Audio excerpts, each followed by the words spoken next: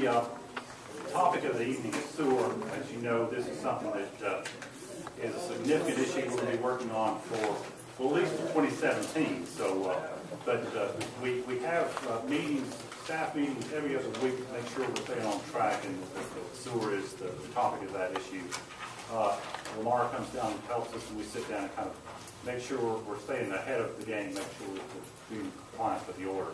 We thought it was worthwhile just to make sure that you're up to speed on where we stand, what's going on, kind of the big issues. So with that, I'll ask Lamar to come up and kind of explain what's going on with sewer. He said he's on fast track.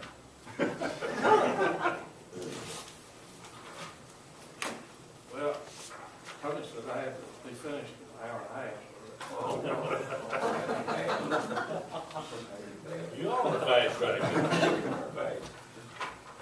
Well, as Tony indicated, we've talked about spending a few minutes reviewing, particularly with the new council people, where you are relative to the commissioner's order, talk about what the order is, what you have to do to comply, and so forth. So the order was issued on October the 14th, 2009. There was 11 items in that order that address things for the city to do. The first item was to develop a preliminary CAPRA, and the letters there stand for a corrective action plan / engineering report. That was due in January, if I remember right, of 2010. It was submitted on time and was approved. Following the development of the preliminary plan, there is a phase 1 CAPRA that is due October the 15th of next year. And what is in that is, well, several things, one of which is a reliability study of all your pumping stations.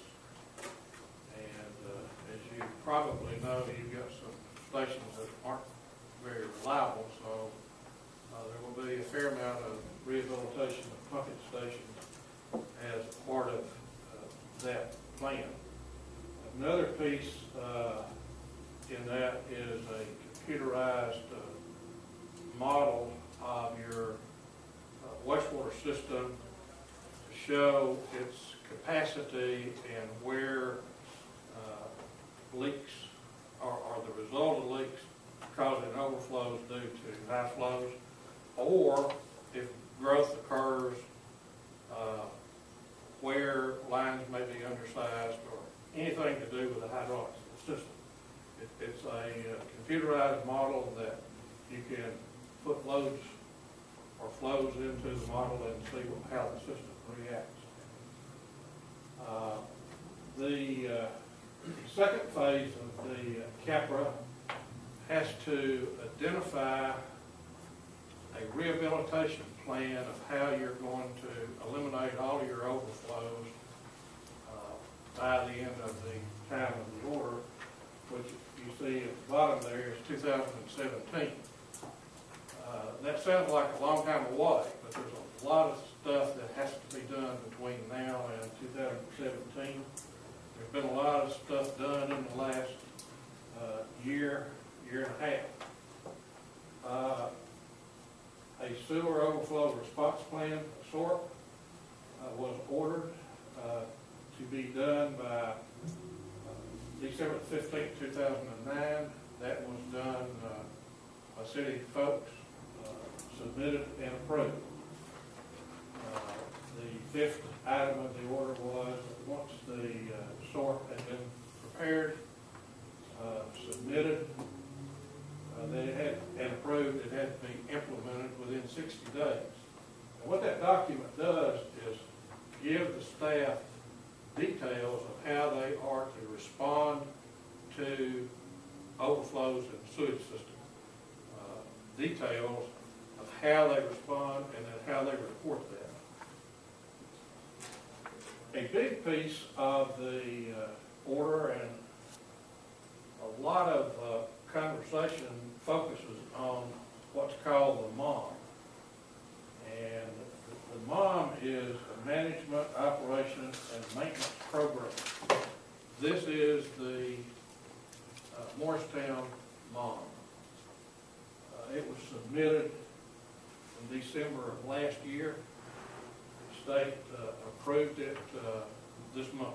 It took 6 months to review it, and their letter said they had no comment, so they found it to be satisfactory. This document lays out a plan as to how you will operate your wastewater system. It is a different day than in the past. The way the system was operated got you in trouble with the commissioner, or you wouldn't have the order. So this MOM document lays the groundwork and a roadmap of how you will manage your system, how you will operate your system, and how you will maintain your system. And this is not a Lamar Dunn Associates document. This document was developed in concert with the city employees, and Mr. Garrett represented the council on that committee as it was developed. We were the facilitator, but your staff had lots of input in this document and wrote several sections in it. But it's all written to comply with this order. You probably haven't read the order, at least the newer council people. I would suggest that you get a copy of this document. The order is in the back of it. The state will audit you, and if you aren't complying with what you said you were going to do, you will probably have to answer to the commission. The MOM